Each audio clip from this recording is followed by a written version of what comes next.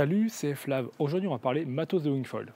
En fait, non, on va pas parler, on va découper une board et taper dessus avec un marteau. Allez, c'est parti. Tout d'abord, merci à Denis qui m'a filé la board. La planche, c'est une Gong Mint FSP Pro 2023 en 5.2 par 95 litres. Elle est quasiment neuve, elle n'a pas beaucoup navigué, excepté les quelques gros trous qui ont été faits par nos amis balanceurs de bagues dans les aéroports. Elle a ensuite été massacrée par un réparateur à Maurice qui a dû utiliser de la résine polyester comme pour réparer un surf PU, ce qui a complètement fini la board. J'ai déjà fait une vidéo sur les différentes constructions des planches de wing chez Gong. L'idée de cette vidéo, c'est de regarder ce que l'on a réellement dans une planche, c'est de retrouver les différentes strates de fabrication et aussi de tester la résistance de la planche au choc. Avant d'utiliser la scie et le marteau, on va revenir sur la construction de la planche. La techno de la planche, c'est une FSP Pro 2023, ça veut dire full sandwich PVC avec du carbone.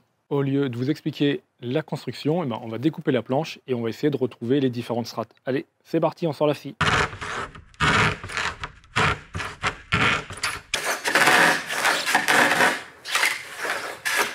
Maintenant qu'on a découpé la planche en deux, on va regarder comment c'est fabriqué. Donc la construction de la planche, on a dit full sandwich PVC carbone, un pain de mousse EPS en 15 kg par mètre cube, une couche de fibre de verre entre le pain de mousse et le PVC, 3 mm de PVC, 80 kg au mètre cube. Le PVC fait bien tout le tour de la planche, on le voit bien aussi sur les rails.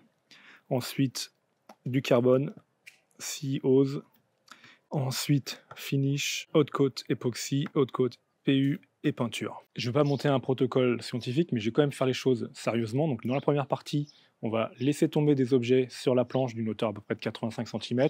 On fera 3 tests, on fera 3 lâchers et on regardera les dégâts causés par cet objet. Dans la deuxième partie, on tapera sur la planche d'abord avec un maillet, puis avec un marteau. La première fois de façon forte, la deuxième très forte. Bon, très forte, vu que moi j'ai plus l'habitude d'un boom que d'un marteau, je ne sais pas ce que ça va donner, mais je taperai quand même le plus fort possible. C'est parti, première partie, on lâche des objets sur la planche. Donc on va le faire sur la carène. On commence avec le classique, la clé Torx qui tombe sur la planche. Bon, a priori, ça n'a absolument rien fait. On va essayer tout droit. Ah, là, on voit, ça a marqué la peinture. Là, on a eu un impact. Dernier lancé. Pareil, juste la peinture. On va prendre maintenant un outil un peu plus gros, donc un tournevis Torx. Hop, on va d'abord le lâcher comme ça.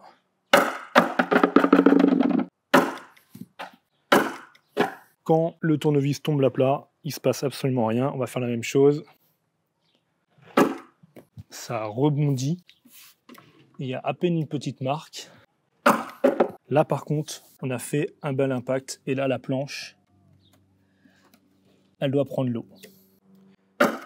On va en faire un troisième. Ça fait mal au cœur et on voit bien que, bien droit, le tournevis fait un trou dans la planche. Dernier lâcher, on va lâcher 1 kg à plat et on va voir ce qui se passe. À part des égratignures, il ne se passe rien. Ouais, vraiment juste des égratignures. On va le lâcher à plat.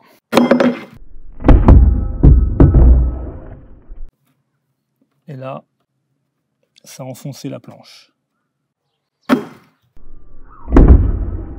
Voilà pour cette première partie. Donc on voit que un tournevis, ça peut faire du mal. La clé, elle est plutôt sans danger. Et le tournevis bien à plat d'une bonne hauteur, ça fait un trou dans la board. On va maintenant passer à la deuxième partie où on va taper sur la planche.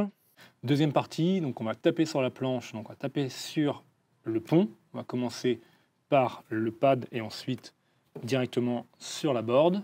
On va refaire la célèbre vidéo de Patrice, le boss de Gong, qui annonçait le lancement de la gamme de SUP en FSP, où il tapait sur la planche avec un maillet. Et ensuite, on va taper avec un marteau. C'est parti, on commence avec le maillet sur le pad.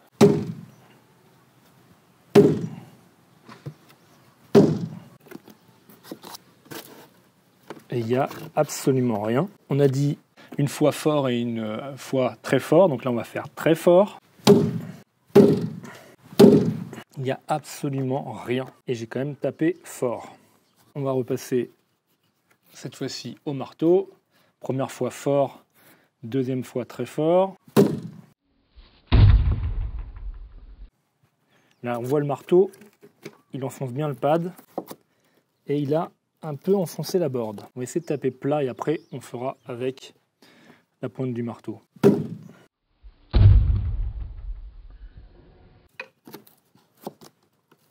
n'y a rien. Hein. Taper ici.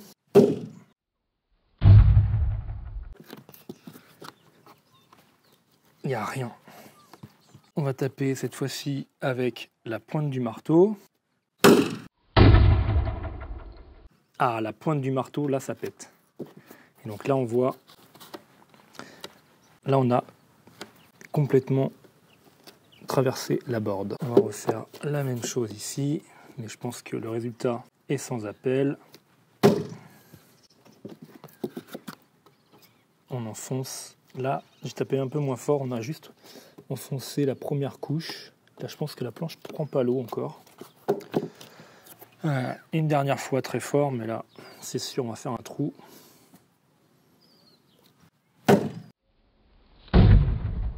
Bon, là, on a traversé le pad et on a bien exploité la board. On le refait vers le haut. Ouais. Bon, je pense que je tape pas assez fort. Une dernière fois très fort ici. Ouais, c'est pas si catastrophique que ça. Hein. Le coup ici était assez fort, mais peut-être que la planche était un peu fragilisée. Le reste, c'est quand même bien solide. Donc on voit aucune trace des coups de maillet, des coups de marteau à plat. Il n'y a vraiment qu'avec la pointe du marteau où on voit quelque chose. On va taper sur le pont finalement, sur cette partie-là. Parce que je vais essayer quand même de garder la planche pour en faire une belle étagère pour mon nouveau bureau. Donc on va essayer de ne pas la massacrer complètement. Donc on va taper avec le maillet. Il ne se passe rien. Absolument rien. On va donner allez, un grand coup. Il ne se passe rien du tout. Le marteau, donc à plat. À plat, il n'y a rien. Un coup de marteau, ça fait strictement rien. Troisième ici. Voilà, quand on tape, il ne se passe rien. On va taper très fort. Là, on a un petit truc, mais pas grand-chose. Il n'y a rien. Dernier coup. Par là.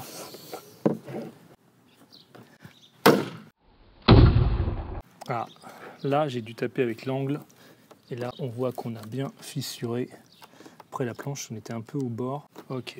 Maintenant, avec la pointe, bon là, le résultat, on le connaît déjà. Ça va traverser. Bon, pas fort. Il se passe rien. On va se taper un peu plus fort. Toujours rien. Je pense qu'ici, là, je suis dans le renfort PVC du box et on voit qu'il ne se passe rien du tout. Pas rien du tout, mais pas grand-chose. On va taper un peu plus haut. On va taper de toutes mes forces dans le renfort PVC. Là, on va voir ce qui se passe. En fait, on a fait sauter la couche de finition, mais il n'y a rien. On a juste enlevé la finition.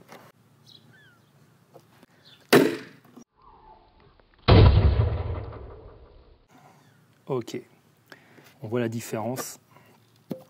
Là on était dans le renfort du box, là on est à côté. Là on a bien complètement tout traversé. Bon, je pense pas la peine de reproduire l'expérience. On voit ce qui se passe. Ça traverse. Qu'est-ce qu'on retient? Déjà, première chose, c'est qu'on peut sauter tranquillement avec une planche en FSP Pro. On a vu que le boîtier, il est bien solide. Quand on tape dessus très fort avec le marteau, avec la pointe du marteau, il se passe quasiment rien. C'est toujours rigide. Ce que je note aussi, c'est que quand on tape à plat, la planche résiste. Donc, grosse réception de saut, la planche réceptionne à plat, il ne doit rien se passer. Par contre, si on laisse tomber un tournevis avec un angle bien saillant, là, ça fait un trou. Aussi qu'il vaut mieux utiliser la clé Torx qui a un gros tournevis, parce que si malencontreusement on échappe le tournevis, on peut faire un trou, alors qu'avec la clé Torx, il n'y a pas de sujet. J'espère que vous avez apprécié la vidéo. Si c'est le cas, n'hésitez pas à la liker et à la partager. On se retrouve la semaine prochaine, mardi 18h15 pour une nouvelle vidéo. D'ici là, je vous souhaite plein de bonnes sessions. Allez, salut!